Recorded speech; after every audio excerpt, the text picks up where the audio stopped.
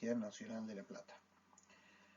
En esta charla vamos a tratar el tema de las imágenes de las lesiones pulmonares difusas y focales más frecuentes. Los métodos de estudio para la evaluación del parénquima pulmonar se basan en los rayos X. Los rayos X atraviesan estructuras, como ya vimos en la clase de principios de radiología y tomografía computada, y eso nos va a dar distintas densidades.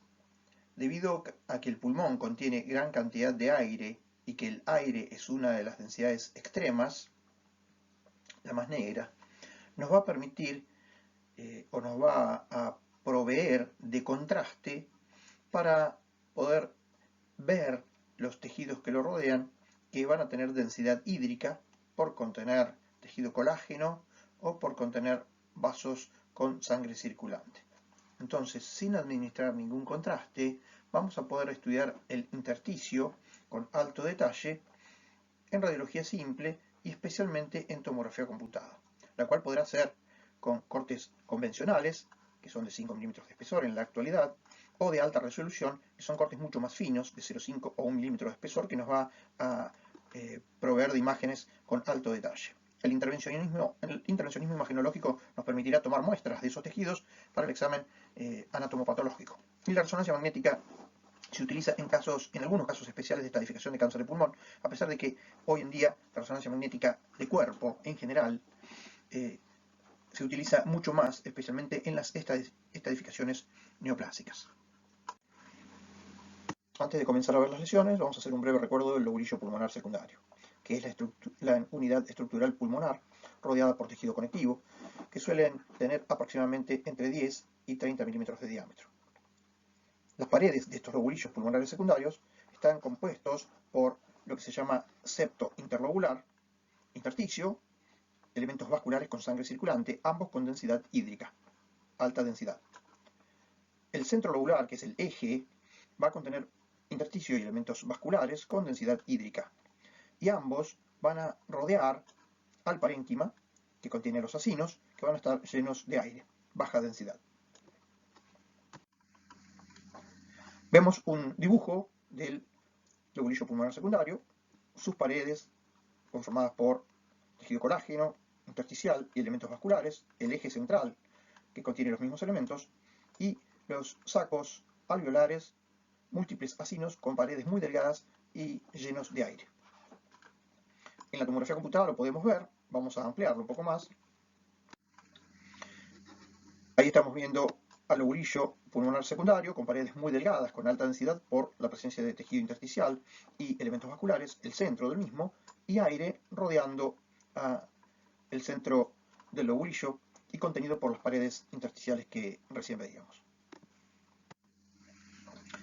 ¿Puede verse el intersticio mediante radiología convencional? Podemos hacer un esfuerzo para verlo, pero fíjense y recuerden que en la radiología convencional, a diferencia de la tomografía computada, que son fetas o cortes transversales que pueden permitirnos incluso reconstrucciones en otros planos como el coronal, el sagital o los oblicuos, en la radiología convencional, como la placa de tórax que estamos viendo, los tres planos espaciales se convierten en dos. El rayo atraviesa de adelante a atrás, de atrás hacia adelante o de lado a lado y compacta las estructuras con superposición. Entonces nosotros podemos ver arcos costales anteriores, arcos costales posteriores, con mayor densidad en las áreas de superposición, que van a estar por encima de las estructuras intersticiales, los elementos vasculares y los acinos. Tenemos los elementos vasculares que discurren desde el hilio pulmonar y se van dicotomizando y afinando hacia la periferia, y elementos venosos vasculares que van hacia el corazón. Fíjense que en el espacio que se llama subpleural, que tiene 10 milímetros por debajo de la pleura visceral que rodea el pulmón, no vemos rayitas blancas. El hecho de no ver esas rayitas blancas nos indica que este paciente no tiene patología intersticial detectable mediante radiología convencional. Si nosotros vemos la imagen ampliada, fíjense, estamos viendo rayitas blancas en las regiones más centrales, pero por debajo de la pleura visceral, en aproximadamente 10 milímetros, en ese espacio subpleural, no vemos ninguna rayita blanca. ¿Significa que no existe el intersticio ahí? No, significa que el intersticio es tan delgado que no llega a ser visto con la resolución de la radiología convencional.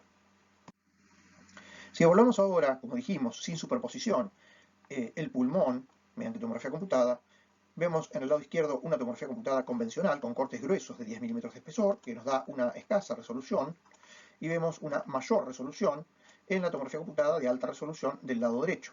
Fíjense la pleura visceral que conforma a la cisura mayor del hemitórax derecho, como puede verse en la alta resolución y no se detecta en la tomografía convencional. En esta imagen con mayor ampliación vemos que esas rayitas que en radiología convencional llegaban hasta aproximadamente 10 milímetros de la pleura, de la convexidad de la pleura visceral, en este caso llegan hasta aproximadamente 5 milímetros o menos. Y no son patológicas, son normales. ¿Quiere decir que no hay intersticio en el resto? Sí, hay intersticio, pero es tan delgado, porque es normal, que no llegamos a verlo. La patología del parénquima pulmonar puede dividirse entonces en lesiones difusas, que son de dos tipos, con alta densidad o baja densidad, y la característica es que tienen bordes imprecisos. Las lesiones focales tienen bordes que pueden precisarse.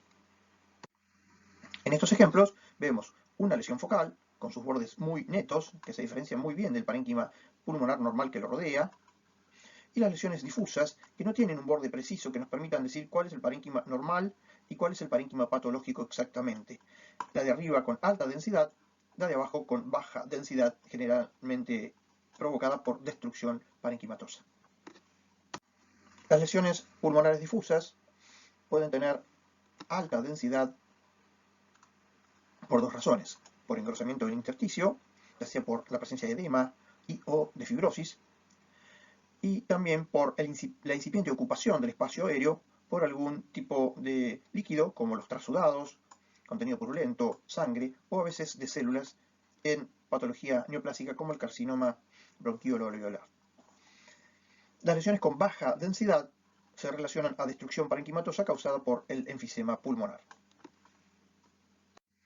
Antes de comenzar a ver las lesiones difusas con alta densidad, una aclaración con respecto a lo que se llaman ventanas en el estudio de tomografía computada, especialmente útiles en el tórax.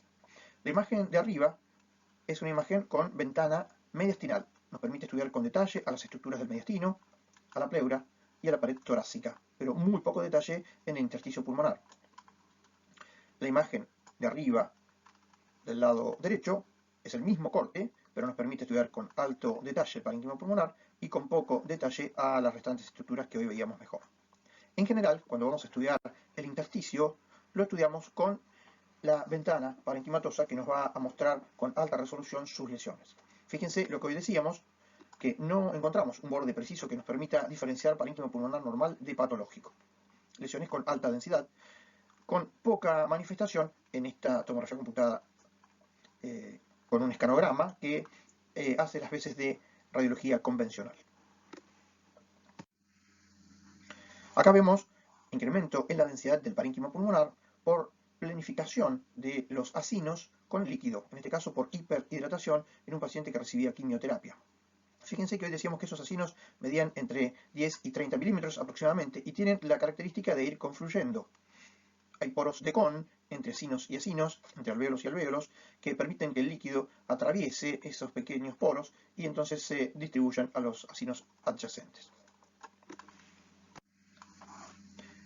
Acá también estamos viendo algo parecido a lo que veíamos recién, con imágenes que parecen líquidas, agua, pero no son agua, en este caso es sangre. Fíjense, el paciente tiene un tumor en el parénquima pulmonar derecho, le estamos colocando una aguja para hacer una biopsia, y después de sacar la aguja, vemos que se provocó una hemorragia pulmonar. La fibrosis intersticial también va a incrementar la densidad. Si tenemos mayor cantidad de tejido colágeno denso, que podemos encontrarla en enfermedades granulomatosas inespecíficas, en fibrosis pulmonar idiopática, o en las colagenopatías como la esclerodermia, el lupus eritematoso sistémico y la artritis reumatoidea, vamos a tener incremento en la densidad del parénquima pulmonar del intersticio en forma difusa. Vamos a ver estas imágenes. Acá tenemos tomografía computada convencional, con cortes de 10 milímetros. Acá tenemos el escanograma, que es similar a una radiografía posterior-anterior del tórax. Y acá tenemos una ampliación de un corte con alta resolución, tomografía computada de alta resolución. Fíjense ustedes cómo vemos engrosamiento de las paredes bronquiales, vemos gruesos tractos de intersticio que sí llegan ahora hasta la pleura, no vemos ningún espacio de parénquima pulmonar normal sin rayitas blancas, sí en esta zona, pero no en la zona más afectada. Este era un paciente con fibrosis y bronquiectasias por tracción. Estos bronquios están dilatados por esa fibrosis causada por lupus eritematoso sistémico. Otro paciente con esclerodermia que tiene dos características de la enfermedad. Tiene áreas de pulmón inflamado actualmente, inflamación activa, que es la que vemos como áreas de vidrio esmerilado o vidrio deslustrado, como dicen los españoles. Y también tenemos áreas con engrosamiento franco del intersticio, con rayitas muy blancas que provocan dilatación de aspecto quístico del parénquima que contiene aire. Eso se llama panalización, panal de abejas, por fibrosis. Este paciente tiene dos partes evolutivas de su enfermedad. En esta área de vidrio esmerilado, esto indica inflamación activa actual, la cual podríamos tratar con inmunosupresores, con corticoides, etc. y hacer un control con tomografía computada para ver si esto cede, deja de existir el vidrio esmerilado y aparece el pulmón normalmente aireado. Lo que no podemos nosotros volver hacia atrás es estas áreas de panalización que corresponden a fibrosis definitiva. La idea es que esta inflamación activa, actual, no lleve a fibrosis para que el paciente termine con sus pulmones completamente panalizados. Fíjense que en este otro paciente, en vez de ver rayitas, vemos puntitos. Bueno, esos puntitos son micronódulos. Acá, como vemos esta imagen ampliada, vemos muchos puntitos donde deberían estar las paredes de esos lobulillos secundarios. Estos son micronódulos causados por sarcoidosis. Los pacientes que presentan sarcoidosis suelen ser jóvenes, tener un buen estado general y muestran agrandamiento de los ganglios linfáticos iliares. Eso lo podemos detectar en una placa de tórax con agrandamiento de los cilios, lo cual nos lleva a hacer una tomografía computada y detectar las lesiones intersticiales y ganglionales. Son pacientes que tienen buen pronóstico. Y acá estamos viendo un paciente con algo extremo. Esto es una marcada fibrosis de origen desconocido. Fíjense cómo esas rayitas que hoy decíamos llegan hasta la pleura y provocan irregularidad y engrosamiento nodular de la pleura, es decir, también fibrosis pleural.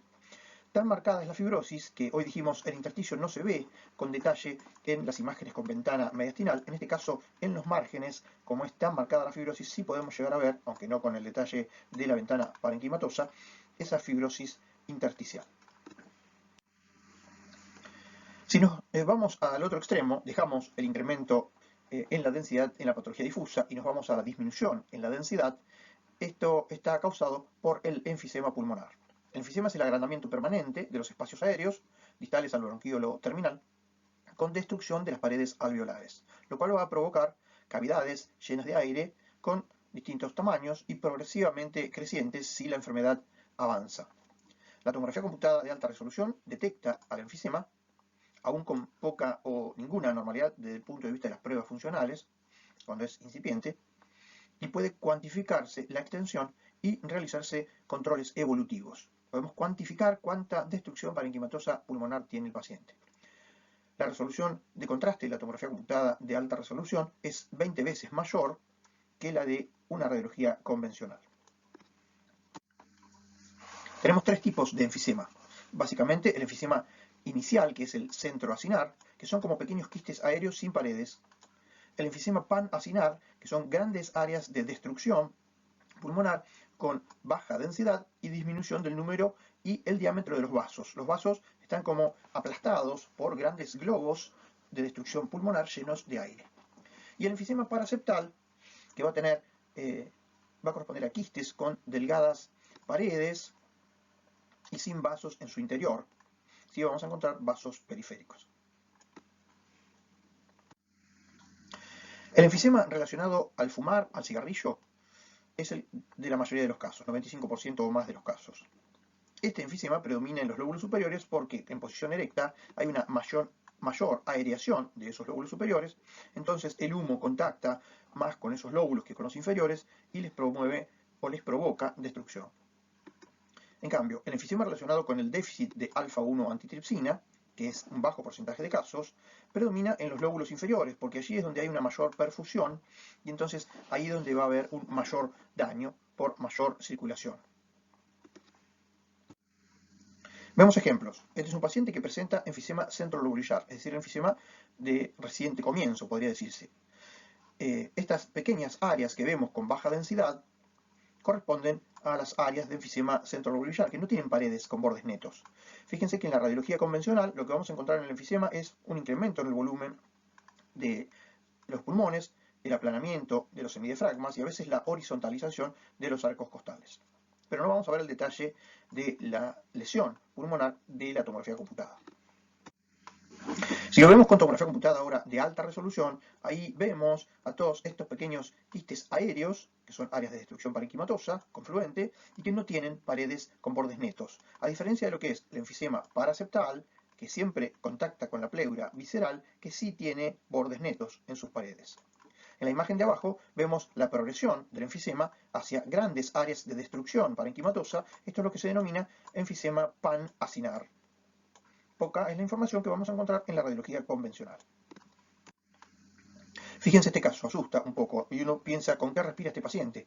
Si solamente tiene grandes áreas de destrucción llenas de aire y escaso intersticio muy delgado con elementos vasculares afinados y disminuidos en número.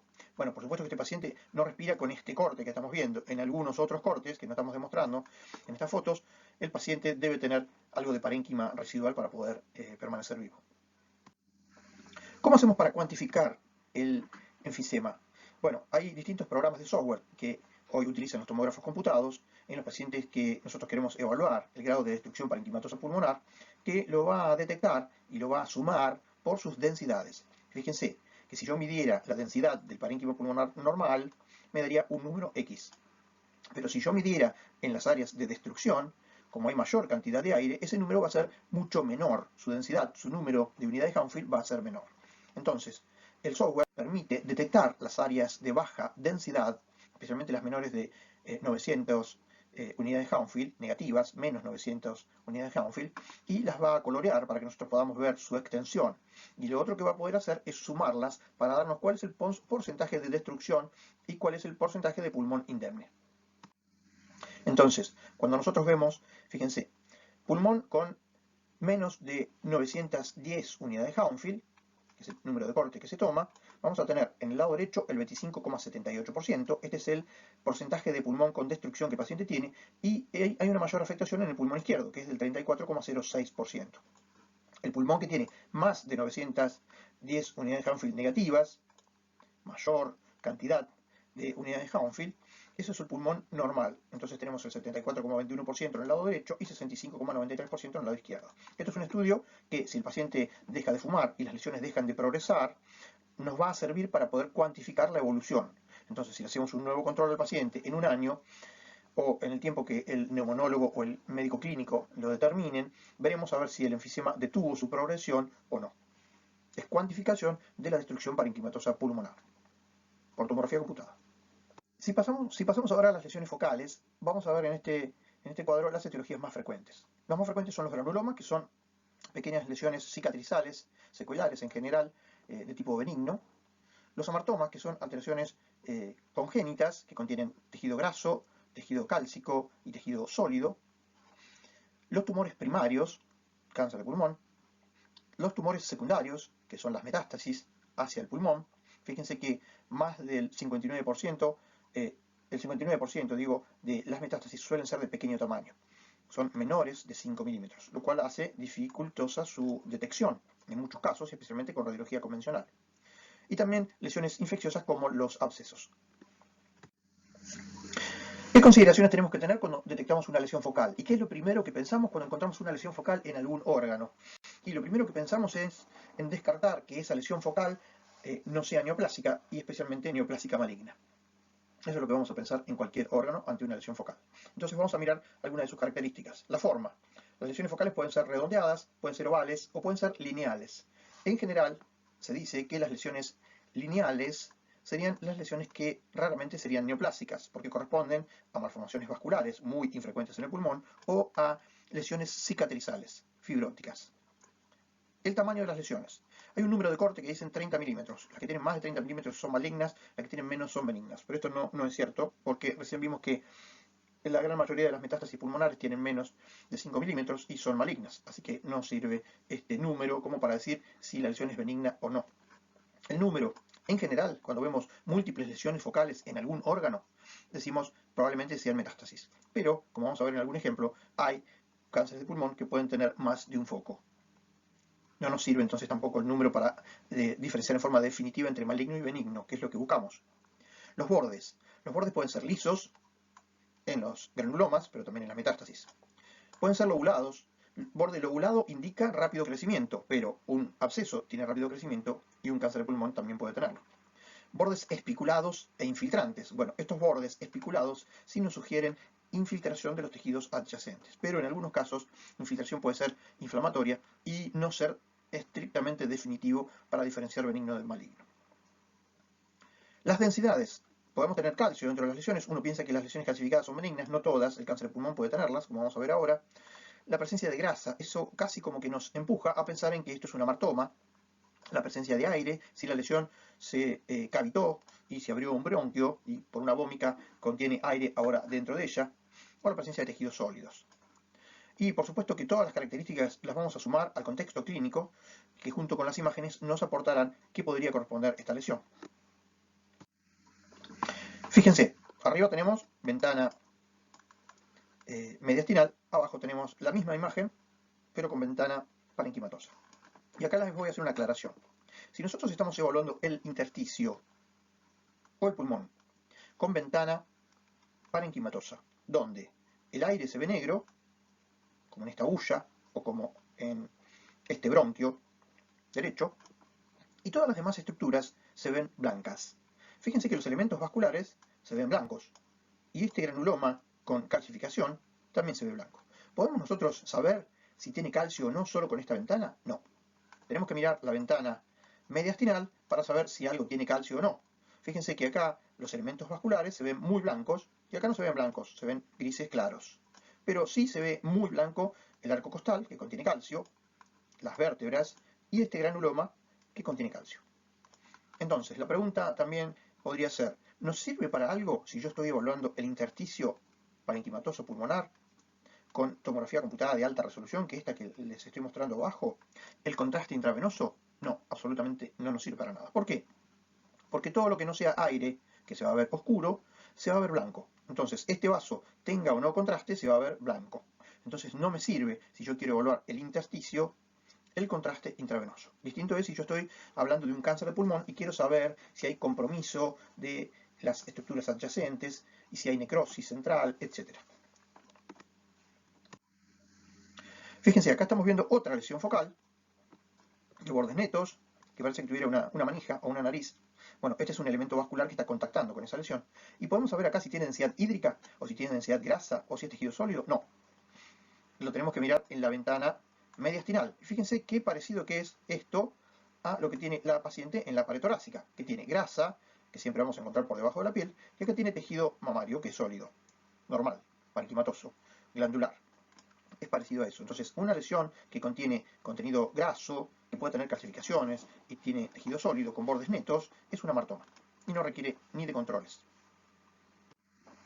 Pero fíjense qué fea es esta lesión con respecto a sus bordes. Parece que nos fuera a pinchar si la tocáramos, porque sus bordes son lobulados, eso indica rápido crecimiento, y también son espiculados e infiltrantes con respecto a los tejidos adyacentes. Esta sería una imagen casi clásica o típica de un cáncer de pulmón escirroso. Si nosotros vemos esta imagen en una tomografía computada de tórax o vemos esta imagen en una mamografía, vamos a pensar que es un cáncer de pulmón o de mama, respectivamente, hasta que no nos demuestren lo contrario.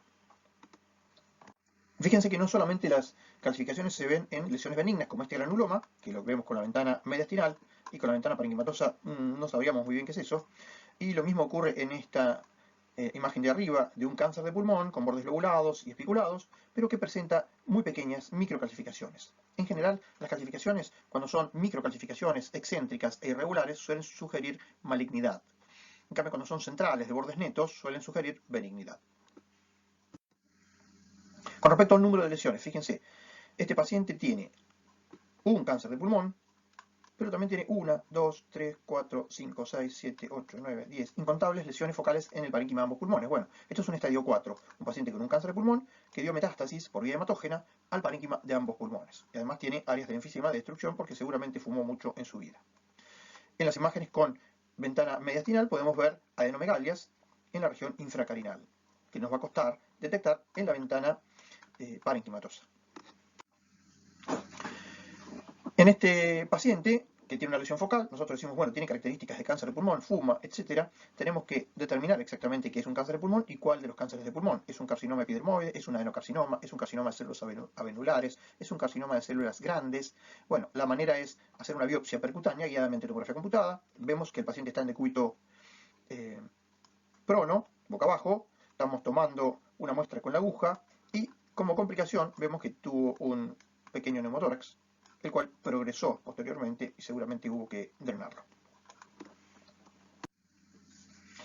Como decíamos hoy, la resonancia magnética, ¿para qué nos puede servir? Bueno, a veces para evaluar la infiltración de los vértices pulmonares, que puede no ser muy precisa en tomografía computada, y especialmente el compromiso de los elementos vasculares que lo hacen irresecables. Fíjense, esta tomografía computada nos muestra al cáncer de pulmón y la aorta que está próxima. Pero en la imagen de resonancia magnética del mismo paciente tenemos el cáncer de pulmón y la infiltración de la pared de la aorta adyacente, lo cual lo hace irresecable. La estadificación es uno de los objetivos que vamos a tener cuando utilicemos imágenes en pacientes con patología parenquimatosa pulmonar, como este paciente que tiene una pequeña lesión pulmonar y una tremenda cantidad de ganglios linfáticos aumentados de tamaño en el mediastino. Adenomegalias que son tan importantes que a veces nos hacen pensar que el paciente tiene un linfoma. Y muchas veces no encontramos la lesión parenquimatosa pulmonar en estos pacientes con carcinoma de células avenulares porque pueden ser muy pequeñas. Entonces, bueno, tomaremos muestra de biopsia del mediastino de estos ganglios, en el caso de que no veamos la lesión pulmonar, o de la lesión pulmonar si es una lesión accesible y con un tamaño razonable. A veces biopsiamos lesiones que tienen 5 milímetros de tamaño, de diámetro, en este caso debe tener 10 aproximadamente o 12, así que es biopsiable la lesión pulmonar. Y las metástasis, las lesiones focales, suelen ser múltiples, como hoy decíamos, y suelen tener en algunos casos bordes netos, en otros capaz que no tanto, y algo lobulados, y a veces cuando son grandes las podemos ver incluso con la ventana mediastinal, como estas dos lesiones. Pero fíjense que en este paciente algunas de las otras lesiones que son más pequeñas no se llegan a ver con la ventana mediastinal. Este era un paciente con un carcinoma renal resecado y con múltiples adenomegalias retroperitoneales que rodean a la aorta y a la vena cava inferior.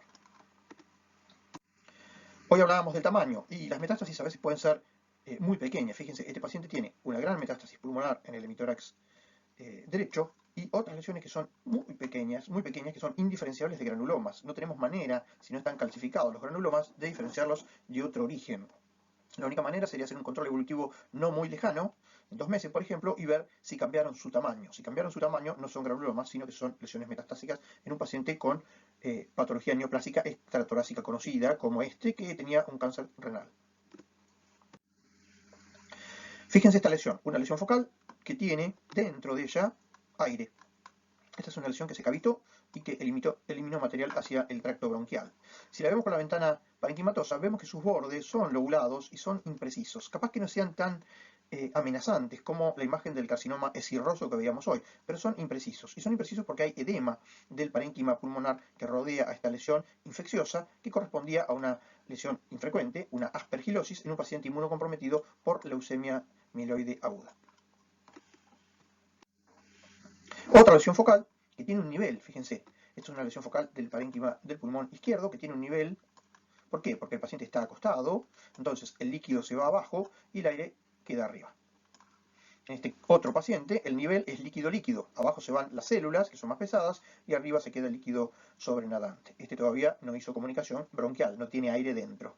Y nos cuesta un poco evaluarlo con la radiología convencional en muchos casos. Por esa razón, el detalle que aporta la tomografía computada nos permite no solamente caracterizar la lesión, sino controlarla después del tratamiento o incluso guiar los procedimientos intervencionistas. Para terminar, las bronquiectasias. Las bronquiectasias son dilataciones de los bronquios. ¿Cómo sabemos que un bronquio es normal? ¿Cuál es el diámetro de un bronquio normal? Y no podemos saberlo porque se van afinando progresivamente. Entonces lo que tenemos que mirar es el par. Siempre un bronquio tiene una arteria al lado. Y en general suelen tener el mismo diámetro. Cuando el bronquio tiene un diámetro mayor que la arteria que lo acompaña, ese es un bronquio que está dilatado. Entonces, con tomografía computada de alta resolución, nos va a permitir evaluar con detalle a estas lesiones bronquiales. Las bronquiectasias pueden ser cilíndricas, pueden ser saculares, pueden ser quísticas o cicatrizales. Acá vemos un ejemplo de un paciente con extensas bronquiectasias de tipo quístico. Fíjense, si nosotros quisiéramos tomar un par, que tiene muy pocos este paciente normal, podríamos decir que aquí tendríamos un par normal, una arteria que se va a ver blanca y un bronquio que se va a ver negro, son iguales. O podríamos decir que estos dos podrían ser también un par normal. Este paciente no debe tener muchos bronquios normales. Y en cambio, fíjense, esta es una gran dilatación bronquial, donde vemos que el elemento vascular tiene este tamaño pequeño y el bronquio tiene muchas veces su diámetro arterial asociado. Algunas de las lesiones contienen un nivel líquido. Esto significa que estas bronquiectasias pueden estar infectadas. Fíjense, cuanto menos vemos en una radiología, una tomografía computada convencional, qué poco o nada vemos en la ventana mediastinal y qué poco vemos en la radiología convencional. Para terminar esta clase, vamos a recordar entonces que ante la sospecha clínica de patología torácica no vascular, la radiología de tórax intenta el diagnóstico de existencia y su caracterización.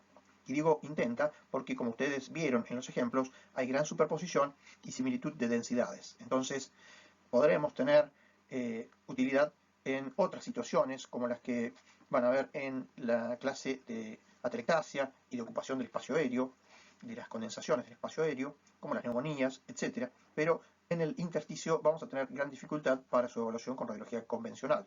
La tomografía computada, y especialmente la de alta resolución, está involucrada en la detección de lesiones, la caracterización, para saber de qué tipo de lesión estamos hablando. Hoy veíamos patrón de vidrio esmerilado, inflamación aguda, actual, del intersticio contra fibrosis definitiva. La estadificación y el control evolutivo de la mayoría de las lesiones pulmonares. El intervencionismo imaginológico va a contribuir en el diagnóstico definitivo de estas lesiones pulmonares, tomando muestras para que el patólogo nos diga a qué corresponden las mismas.